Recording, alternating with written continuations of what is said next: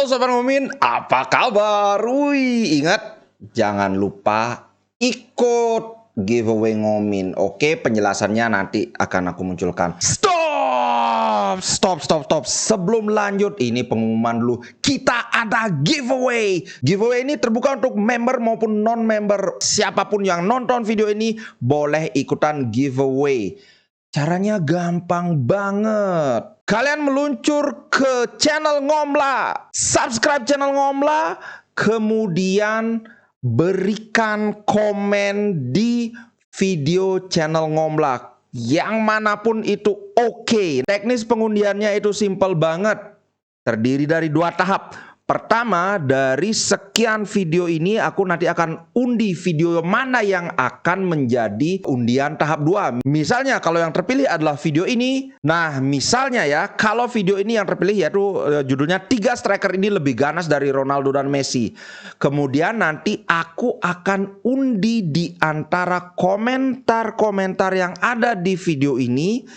Salah satunya akan mendapatkan hadiah pemenang. Apa hadiahnya? Kawan-kawan bisa pilih sendiri. Tinggal datang ke toko online Ngomin, itu namanya ciptaloka.com/plusngomin. Nanti aku kasih linknya. Pilih hadiahnya sendiri, yang manapun boleh, yang murah, yang mahal, terserah. Yang mana yang disukai, pilih sendiri. Nanti ongkirnya aku yang nanggung selama masih di wilayah Indonesia. Ya, simple banget kan? Silahkan lanjut. Tipsnya adalah kalau kawan-kawan ingin kesempatan menang lebih besar, komentar saja di semua video Ngomla. Jadi video manapun yang nanti terpilih, kawan-kawan tetap punya chance. Ciao guys, silahkan lanjut menonton. Alright, langsung saja kita bahas. Kali ini nggak ada pembahasan Serie A, Inter Milan aja. Nah, ini terkait dengan duit-duitan. Karena ada 3 berita yang saling terkait. Yang pertama, karena Inter lolos ke final Liga Champions dan sekaligus lolos ke Liga Champions musim depan, maka Inter sudah memiliki proyeksi pendapatan sekitar kurang lebih 150 juta. 100 juta karena lolos ke final, kemudian 50 juta karena musim depan sudah lolos ke Liga Champions. Nah, ini artinya apa? Artinya Inter tidak perlu, kalau kita cuma bicara soal ekonomi ya, secara perlu banget atau enggak, maka jawabannya Inter enggak perlu menjual pemain bintang. Karena apa? Ya karena targetnya sudah terpenuhi, yaitu 150 juta itu. Walaupun yang 50 juta kan baru musim depan, tapi ini ibaratnya mungkin kayak kita, oh sudah ada pendapatan yang pasti, udah bolehlah nyari kredit kayak gitu. Di sisi lain kemudian Milinkovic-Savic itu ada faktor pendukung dan ada faktor yang memberatkan untuk dia ke Inter. Inter tidak perlu melakukan penjualan pemain bintang, tapi kalau Inter ingin membeli Milinkovic-Savic, mau tidak mau Inter harus menjual setidaknya 1 pemain bintang. Karena apa? Satu ya dari segi harga kan, apalagi sekarang peminatnya Milinkovic-Savic ini ada Arsenal, ada Newcastle. Ini dua-duanya secara ekonomi ada di atas Inter Milan. Aduh, gini banget. Itu alasan pertama, harga. Yang alasan kedua ya slot gaji. Pemain-pemain tengah Inter itu gajinya ya semuanya lumayan. Walaupun kalau dibandingkan dengan gaji pemain City ya aduh jangan deh. Nah, ini yang aku bilang bahwa ada berita buruk, ada berita baik. Tergantung sekarang bagaimana manajemen. Sebelumnya berita tentang Brozovic akan dijual itu kan sangat santer ya. Kemudian melihat performa dia ketika habis cedera kan, aduh ya udah deh kalau kayak gini aja Brozovic dijual aja. Tapi belakangan ini kita sudah lihat sendiri bagaimana Brozovic kembali kerasukan arwahnya dia sendiri. Gimana performa dia yang musim lalu dia sudah mulai tunjukkan. Dan kita lihat bagaimana melawan Atalanta, pemain yang baru 2 hari sebelumnya itu bermain mati-matian lawan Fiorentina, tapi trio Habibi ini benar-benar menguasai lapangan tengah. Di sini kita diingatkan, hey, trio penguasa lapangan tengah Serie A itu adalah Habibi, Hakan, Brozovic, Barella. Nah, sekarang tergantung manajemen mau bagaimana, tapi Aku sangat mendukung langkah Marotta saat ini fokus hanya ada di final UCL. Bahkan Bastoni dan Hakan itu yang sudah deal pun pengumumannya itu setelah final UCL baru akan dilakukan. Aku setuju. Nah, sekarang kita mau bahas komentar dari Cassano dan Vieri. Tapi kalau sekedar komentar aja kan kalian sendiri bisa baca, buka aja Simprinter. Nah, yang ingin aku sampaikan adalah analisa terhadap komentar ini, bagian mana yang aku setuju, bagian mana yang aku tidak setuju. Pertama kita lihat dulu Cassano. Kalau Cassano ini aku banyak setuju, kebetulan ya. Ini karena biasanya aku nggak setuju banget sama si Cassano. Dia bilang ini, City favorit ya, jelas kita semua tahu. Tapi Inter punya kesempatan saat counter attack, ini jelas. Nah, di bawah itu langsung saja ada pendapat yang menarik. Nah, dia bilang gini, Inter harus melakukan counter attack dengan keberanian, dengan 3 atau 4 pemain. Mereka tidak boleh membiarkan City mengambil the lead itu maksudnya memimpin. Tentu saja dalam setiap keputusan itu ada peluang, ada risiko. Biasanya kalau seperti Mourinho misalnya, counter attack itu hanya dilakukan dengan 1 atau 2 pemain, maksimal 3. Tapi kalau Cassano bilang di sini 3 atau 4 pemain. Artinya anggaplah sekarang kita dari corner ya, suatu skenario kita dari corner. Biasanya Lukaku itu ada di belakang karena dia tukang sundul. Nah, kalau kita melakukan counter attack dari corner, maka otomatis Lukaku tidak bisa maju. Kalau ingin menyerang dengan 3 atau 4 pemain, berarti itu yang biasanya ada di hugging the penalty box itu kan ada Barella, karena Barella nggak terlalu bagus sundul-sundulan. Kemudian ada Lautaro juga nggak, karena Lautaro dia tukang sundulnya Inter juga, dia akan berjibaku di dalam box. Berarti yang ada itu Barella, mungkin Hakan, mungkin siapa lagi, Di Marco, itu baru 3. Kemudian yang mungkin lagi kalau Mkhitaryan bermain, nah ini 4 pemain ini yang bisa menyerang. Jadi kalau menyerang dengan counter attack dengan 4 atau 3 pemain, berarti 4-4-nya ini harus maju secara cepat. Serangan balik, yang namanya serangan balik itu adalah kemungkinan gagalnya itu tinggi, tapi kemungkinan berhasilnya juga cukup tinggi. Masalahnya adalah ketika kita menyerang dengan 3 atau 4 pemain, dalam skenario yang barusan habis corner misalnya, itu artinya apa? Kalau kita kehilangan bola itu sangat berbahaya. Karena apa? Karena pemain City itu masih numplek di sekitar area pertahanan kita karena habis corner. Jadi kalau kita menyerang dengan 4 pemain, kalau bola ini kerebut, waduh, bahaya. Begitu juga dengan serangan biasa, apalagi kita tahu City ini kan cenderung dia seperti apa ya, seperti Barcelona. Mereka ketika menyerang, mereka cenderung merapat, banyak memainkan umpan-umpan pendek, kecuali kalau yang pegang bola itu ada De Bruyne atau siapa lagi, misalnya Rodri, mereka tidak masalah memainkan umpan panjang. Tapi kayak Gundogan, kemudian Mahrez, siapa lagi, Bernardo Silva, aku lihat mereka itu lebih suka memainkan umpan-umpan pendek. Sama kasusnya dengan corner tadi. Kalau kita memaksakan menyerang dengan 3 atau 4 pemain, di worst case scenario ketika bola itu lepas, pemain-pemain City masih banyak banget di daerah pertahanan kita. Wah. Jadi ya menurutku kita memainkan serangan balik, tapi nggak usah sampai 4 pemain yang menyerbu. Tetap lebih baik kita membuat serangan yang dimana pemain-pemain itu lebih tersusun secara vertikal dibandingkan dengan suatu serangan balik cepat yang keempat atau 3 pemain ini berlari secara sejajar. Ngerti gak maksudnya? Nanti mungkin aku akan pingin beli board itu untuk jelaskan biar kayak pelatih sepak bola beneran gitu. Dalam hal ini aku nggak setuju kalau menyerang balik itu dengan 4 pemain. Waduh, ini risikonya menurutku kurang sepadan dengan peluangnya. Itu satu. Nah, kemudian dia bilang lagi, tapi dengan menyerang balik dengan keberanian itu aku setuju, cuma enggak dengan 4 pemain juga. Kemudian dia bilang gini lagi, the longer the match goes, the more the Nerazzurri can play for it. Dia bilang bahwa semakin lama pertandingan ini terjadi, maksudnya masih belum kekunci, masih sama-sama seimbang, semakin besar peluang Inter untuk memenangkan pertandingan atau membalikkan prediksi. Nah, aku terus terang kurang setuju.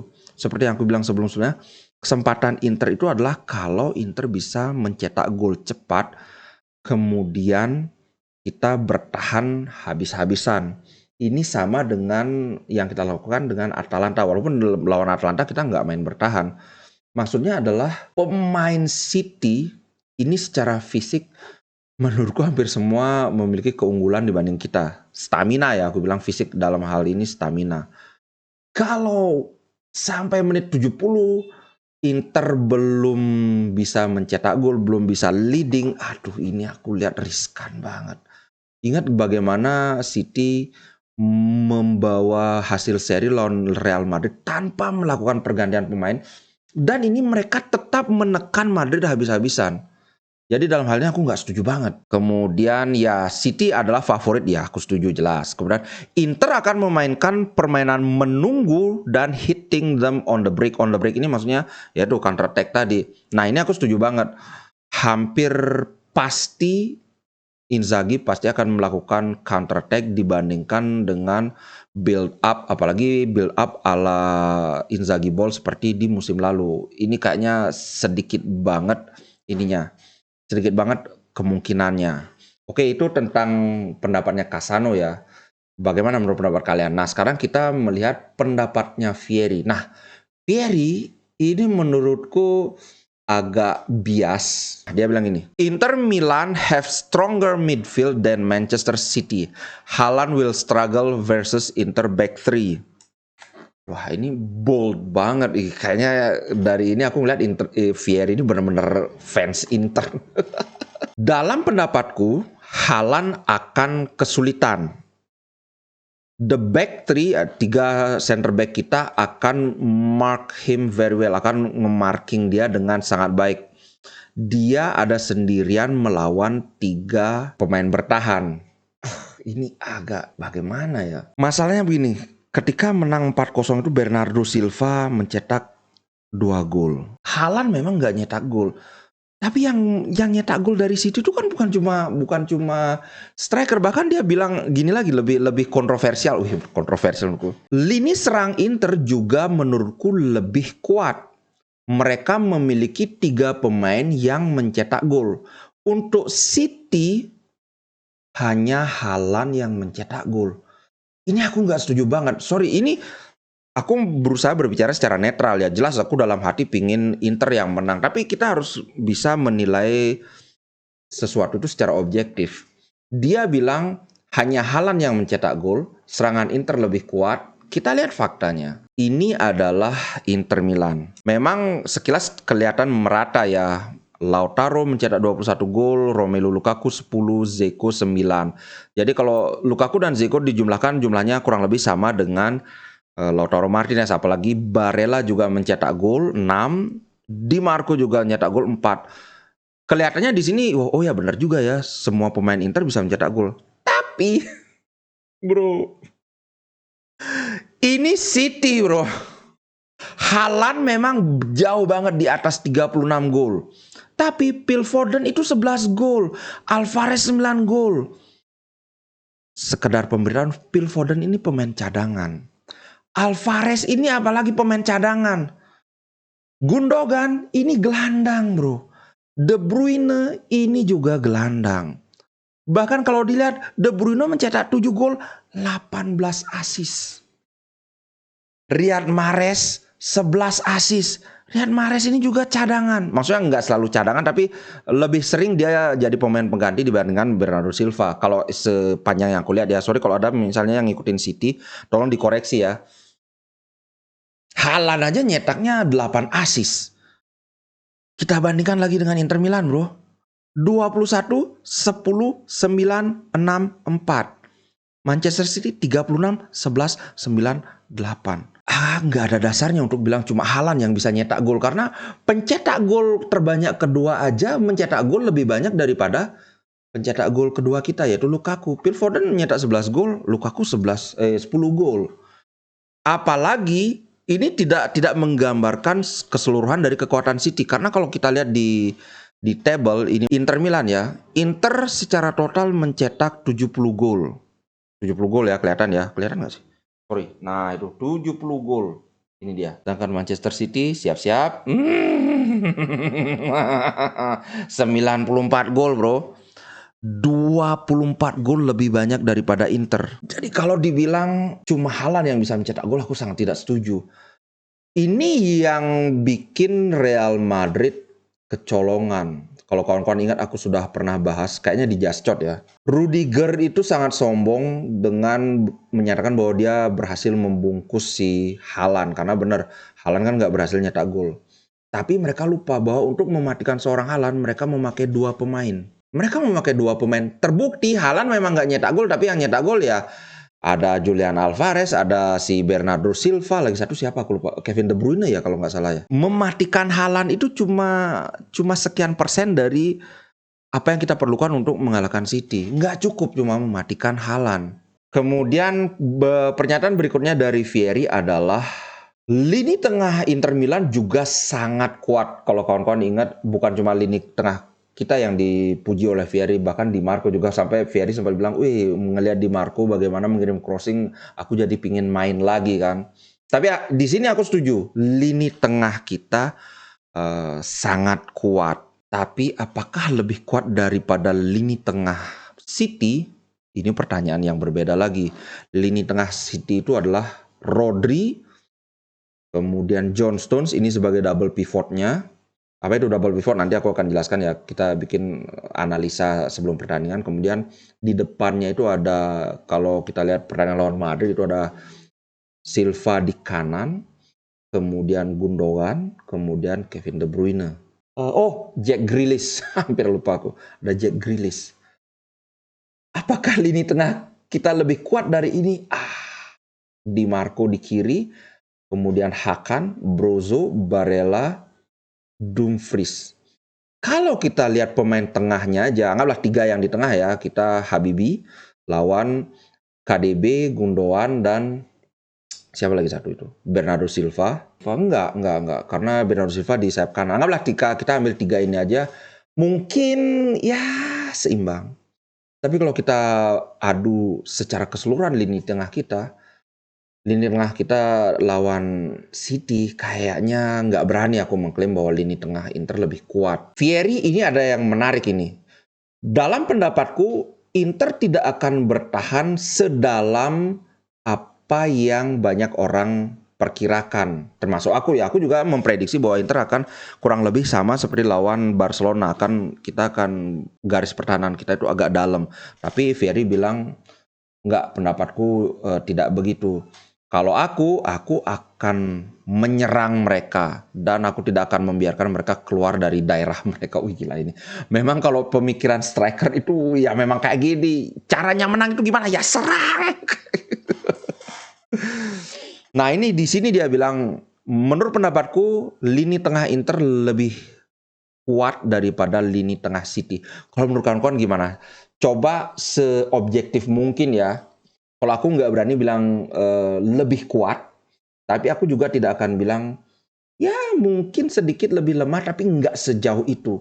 Terutama kalau kita lihat trionya aja ya. Trionya aja aku berani ngadu. Cuma ya yang kanan kiri ini yang menurutku belum selevel dengan pemain City. Aku tidak akan takut terhadap mereka. Aku akan mencoba mencetak gol. Karena ini menarik ini. Aku akan mencoba mencetak golnya goals lebih dari 1 gol, karena cepat atau lambat City akan mencetak gol melawanmu. Ini benar banget. Kok kayaknya hampir nggak mungkin kita bisa clean sheet lawan City ya. Kalau ini aku setuju sama Vieri. Kita harus mencetak gol, kalau bisa seperti lawan Atalanta, sebanyak mungkin kejutkan mereka di awal. Karena bagaimanapun, biar bagaimana caranya kita bertahan, City pasti bisa mencetak gol. Ini aku setuju banget dengan Vieri. Nah, kalau menurut kawan-kawan gimana ini? Oke, aku minta pendapatnya ya di komen ya. Oke, itu aja dulu. Sampai jumpa di konten berikutnya. Ciao. Inter Milan di dadaku, biru hitam warna darahku. Treble winnernya Itali, tidak pernah degradasi. Inter Milan